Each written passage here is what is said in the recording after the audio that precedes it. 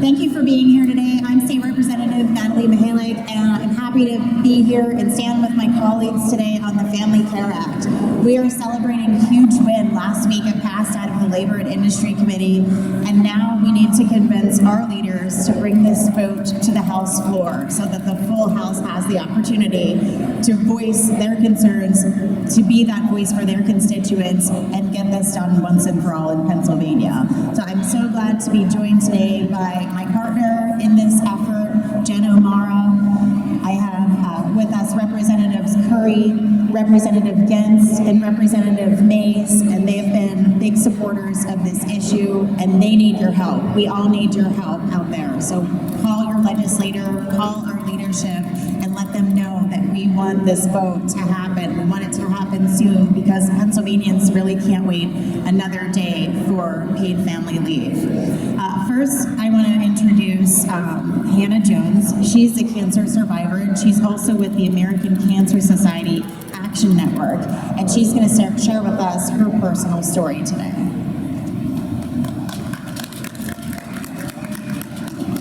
Hello, I'm Hannah Jones, a resident of Bucks County. On the night of my 34th birthday, I was uncomfortable while sleeping. I felt a pain and I found a lump. Within 10 days, I had an OBGYN appointment, an ultrasound, a mammogram, a biopsy, and a diagnosis. Stage 2, triple negative breast cancer. My doctors told me it was aggressive and fast-moving. I was in shock. There is no history of breast cancer in my family, but apparently it's on the rise for women in their 20s and 30s. I was told how lucky I was to have found it early. If I was going to beat it, I needed 18 months of aggressive, life-saving treatment, including 6 months of chemo, a double mastectomy, reconstruction surgery, and monthly infusions for a year. I didn't realize until later that I was also lucky, as a Pennsylvania resident, to have a New York employer who offered paid FMLA to support that treatment. When I called my benefits department with the treatment schedule plan, they made it easy. There was paperwork and doctor's notes, and once it was all filed, I was able to take intermittent leave for my treatments without uninterrupted paychecks. On Fridays, my husband and I would wake up at 6 a.m., drive 45 minutes, sit through 8 hours of chemotherapy, and then he'd drive me home where I'd crash all weekend, recovering in time to work again on Monday. As a side note, I love my job, and I'm really good at my job. I've worked in my industry for 12 years and worked hard for my position as a manager. I lost a lot due to cancer, and I didn't want my career to be one of the casualties. And I loved working during my treatment time. It helped me feel like me. It gave me something productive and distracting and normal. After the intermittent leave, I took off for 7 weeks to recover from my surgery. All totaled, I took 9 of the 12 weeks I was eligible for. Without my husband and mine's dual full-time employment, we would not have been able to afford the out-of-pocket costs of my treatment, which reached into the 5 figures. Losing one of our incomes was not an option. I had no idea this was a rare benefit. When I originally heard the term FMLA, I thought it was how it functioned nationally. However, the disparity quickly became apparent when we were told that my husband's Pennsylvania employer does not offer paid FMLA, or FMLA at all, because of the size of his company. I wasn't well enough to drive myself to or from those marathon chemotherapy appointments, and I wasn't allowed to drive for weeks after my surgeries. We were lucky that my husband's employer was generous and flexible because they didn't have to be.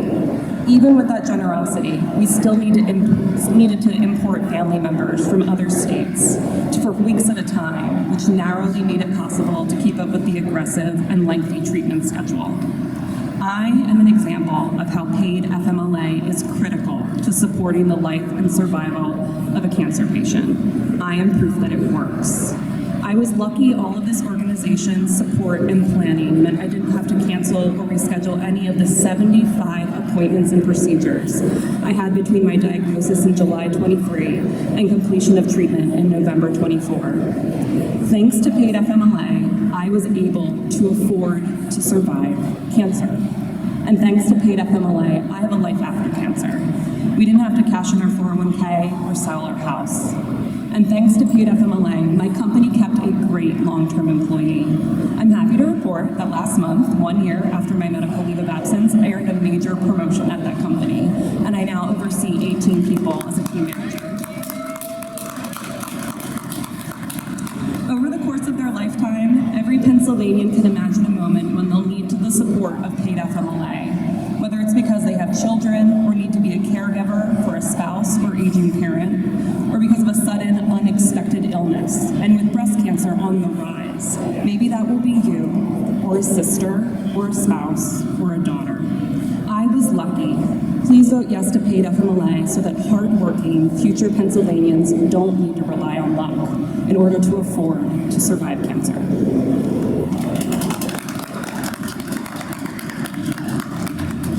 Thank you, Hannah, for sharing that incredible story with us. And I think it just really highlights the need for this and the reasons why we're all here. So I think it's so important to share these stories with our fellow lawmakers and really with the public, so everybody knows this is the reason we're doing it. To have 8 hours of chemotherapy and then be right back at work 2 days later is pretty incredible. So we appreciate you so much being here today to share that with us. I would like to introduce next Grace Bongiovanni. She is a mom from Chester County, Pennsylvania, and she's going to share with us her story.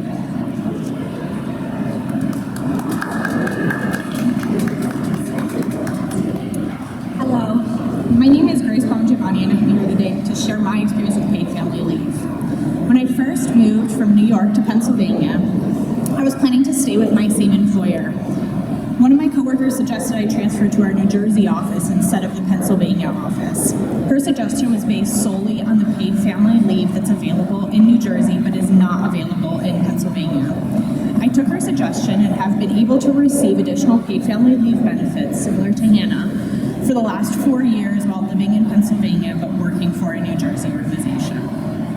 My views further changed from individuals deserving paid family leave to desperately needing them when my first daughter, Nora, was born 14 weeks early at just 31 weeks. 9 weeks early at 31 weeks. We then spent 14 weeks in the NICU. I was able to spend every day by Nora's side through multiple surgeries, endless stressful days, and many complex and difficult decisions. Not having to worry about work allowed me to be there mentally, physically, and emotionally. I quickly learned this was not the norm for most parents. The NICU had cameras on each baby that allowed parents to view their kid if they weren't there. When they were on, a little red light appeared. I remember the baby across from Nora having the little red light on all day while the mom watched from afar. A kid she wanted to be there for but wasn't able to because she had to be at work. I remember talking to another mom who had to go to work because she only received 4 weeks off and she knew that her baby's needs were going to be very great when he came home, and it was more important for her to save the leave for that time. Being in the NICU, we had to make many hard decisions and live through the hardest days of our lives.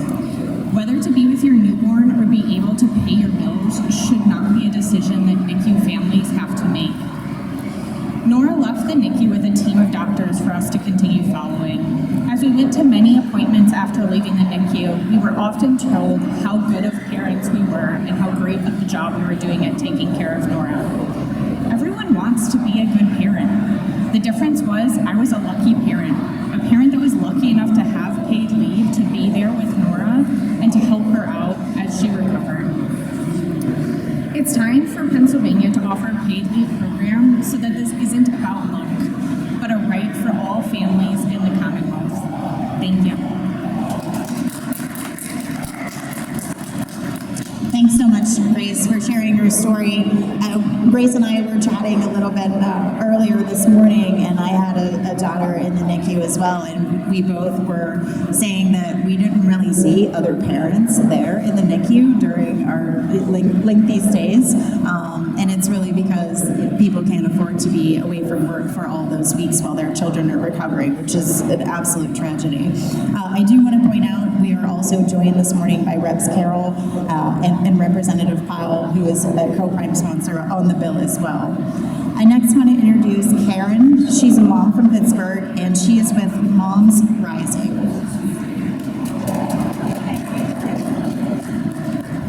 Good morning, everybody.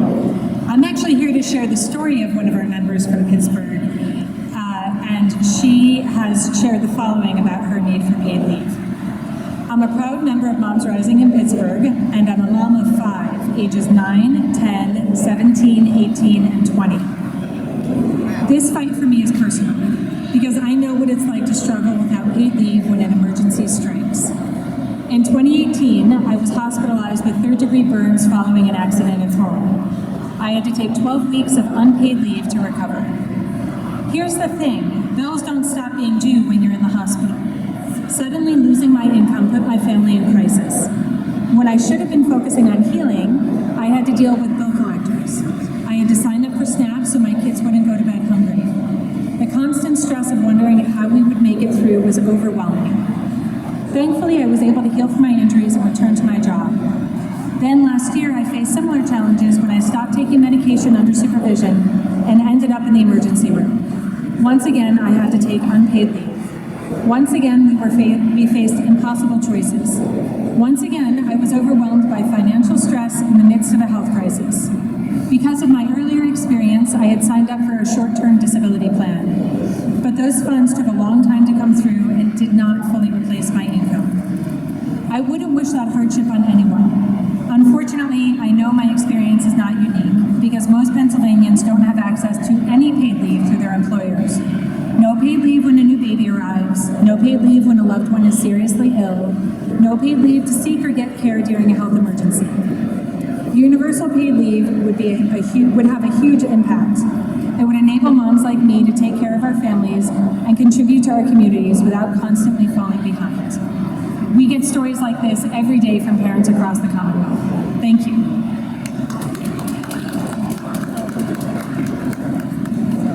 Thank you so much, Karen, for being able to share that story with us today. I also want to recognize Senator Devlin Robinson from Allegheny County is here with us today in support of paid family leave. I would next like to introduce Lucy Williams. Lucy is a mom and a survivor of domestic violence, and she's going to share her story with us today.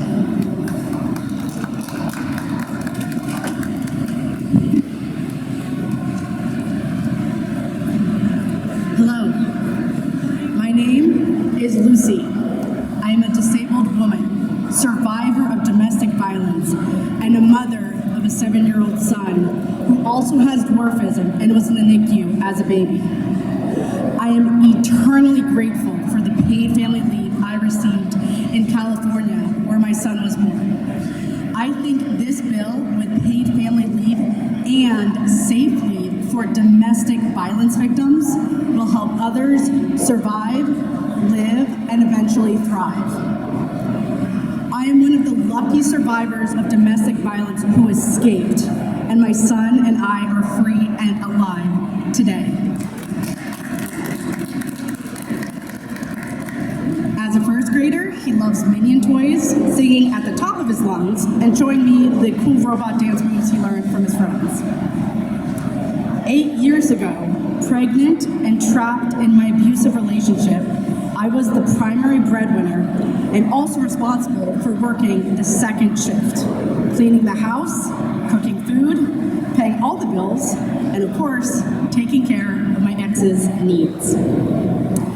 Paid family leave helped take 2 huge tasks off my plate, keeping my job and maintaining health insurance so I could focus on what really mattered, the birth of my son and the bonding and recovery time.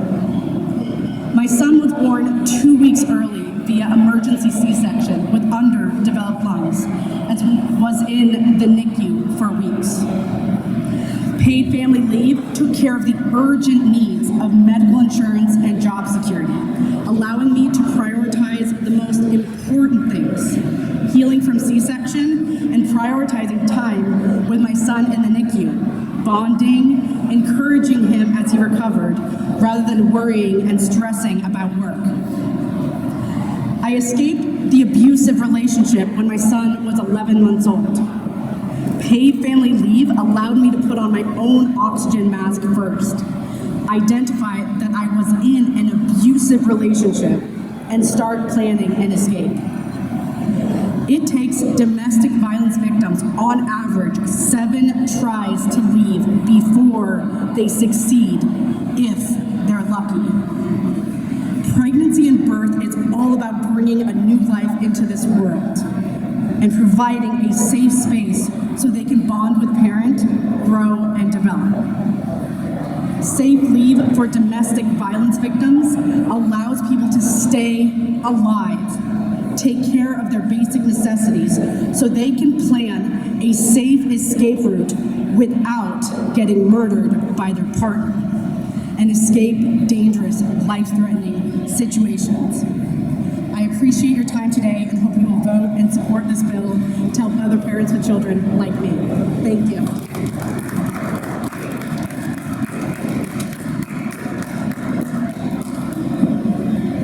Thank you so much, Lucy, for sharing your story with us.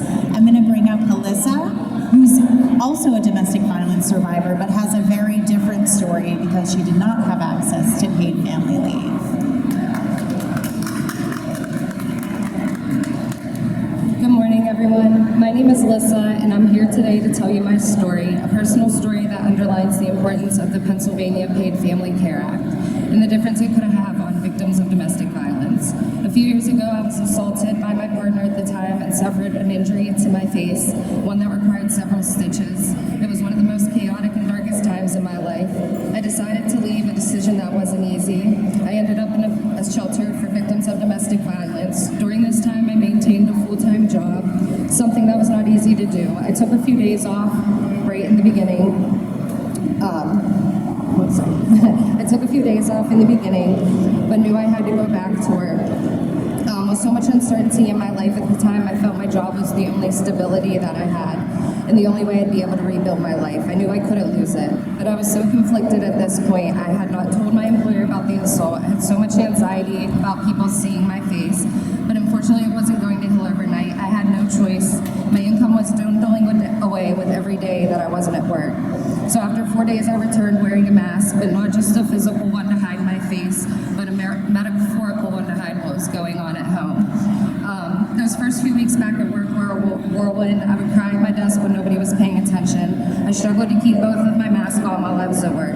Had the Pennsylvania Paid Family Care Act had been in place, I wouldn't have had to return to work so soon. I'd have been able to heal and process all the changing going on around me, something as critical for victims of domestic violence. Unfortunately for me, the Paid Family Care Act wasn't in place when I needed it, but please don't let another victim of domestic violence hide behind a mask. When you think of passing this bill, not only for new parents or illness or surgery, think of domestic violence victims as well. Thank you.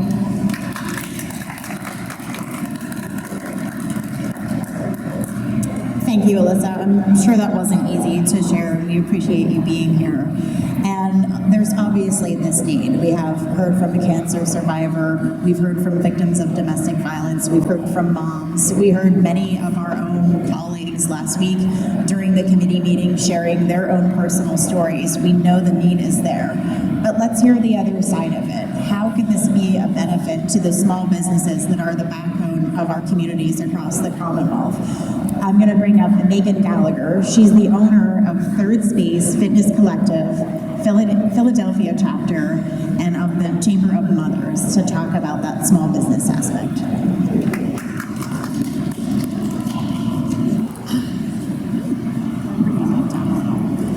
My name is Megan Gallagher. I'm the mom of 2 kiddos who are 11 and 3. Next month, I'm opening a brick-and-mortar fitness space for pregnancy and postpartum and menopausal women after training clients part-time and virtually while my youngest was a toddler. I'm also the co-leader of the Philadelphia chapter of Chamber of Mothers, a national advocacy organization working to advance paid leave for all, affordable child care, and better maternal health care outcomes, especially for Black mothers who experience more than double the maternal mortality rate than white women. These roles have offered me so much perspective from families as they navigate the enormous transition of having and raising children. Here are a few of the stories that have stood out to me over the past year of both meeting people in the chamber and also meeting clients in my work. I was working with a a single pregnant person who was cobbling together a post-birth recovery period with short-term disability and her vacation time so that she could manage a small recovery period with her baby while she was juggling 2 to 3 jobs. We have a mom in our group who had to fight for leave from her workplace to care for a sick, hospitalized infant. We have another person in our chamber who was fired because she was pregnant, because she had to leave her job early due to pregnancy complications. American culture would have us work like we don't have kids, but also parent like we don't have jobs. And this double standard goes about triple for working women. It does not need to be this hard to parent in 2025. The U.S. is one of the only nations without a federal paid leave program. Pennsylvania needs to take the example of our neighboring states of Maryland, New Jersey, New York, and Delaware and pass paid leave. Not doing so will result in families just moving out of state for better support, as we heard earlier. It will result in even poorer maternal health care outcomes because we don't support the critical postpartum recovery period at its most basic and structural level. I see clients all the time who carry birth injuries for multiple years after they give birth because they have no time to properly recover. This is not acceptable. Personally, I, along with many working parents, sought entrepreneurship as a means to support my family because it offers me the flexibility that I need as a working parent of 2 and the autonomy that I want in my work life. A statewide paid leave program will enable women, people of color, and all parents to choose this path with stronger scaffolding and will allow businesses to expand and grow along with families. Pennsylvania has an opportunity to support entrepreneurial growth here, to invigorate small towns through small business ownership, and create communities that folks want to raise their families within. It is past the time for Pennsylvania to do more than talk at its working families. It is time to do the work of supporting them with policy. Thank you.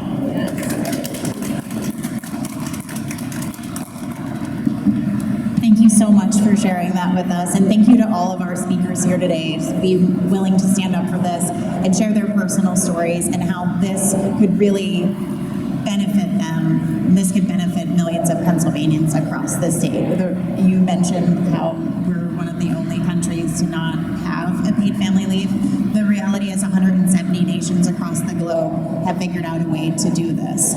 Our way is to split the cost between the employer and the employee. We want the employee to have some buy-in in this. And this was something that we thought could actually make the bill palatable to everyone in this building. And we've heard from so many constituents at this point, there's really no reason that we can't get this done this session. And to get it done this session, we really need a champion like my colleague, Jen O'Mara, who's been championing this legislation for the past several sessions now. And I think she's going to be able to have some success this session. So Jen, come on.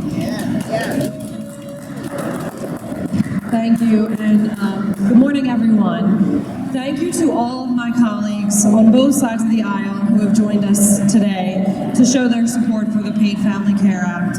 Thank you to my co-sponsor and fellow co-champion, Rep. Natalie Mihalik, who has shared her own personal story multiple times and really helps motivate me to keep working on this. And thank you to all of our amazing speakers this morning.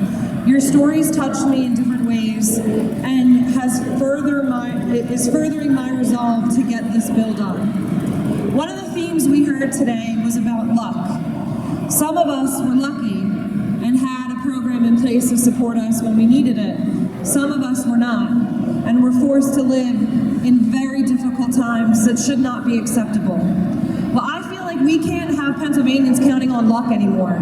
It is time that we take action as legislators to pass a meaningful bill that's going to support workers, parents, kids, businesses, and our economy. This is a win-win-win all around. And I know that this has bipartisan support across the Commonwealth. Voters and constituents want us to take action to support them in their lives, and this is the answer for us to do so. So we call on our leaders, Representative Topper, Representative Bradford, the leaders in the Senate. There is no more time to waste. We must pass the Family Care Act today. I know it's not on the schedule today, but it can be. And we will not stop fighting until it is. So thank you all for joining us this morning. We have to keep up the fight. As Rep. Mihalik said, we got to be the squeakiest wheel in Harrisburg in order to get this done, and we will be. Thank you all so much for joining us today.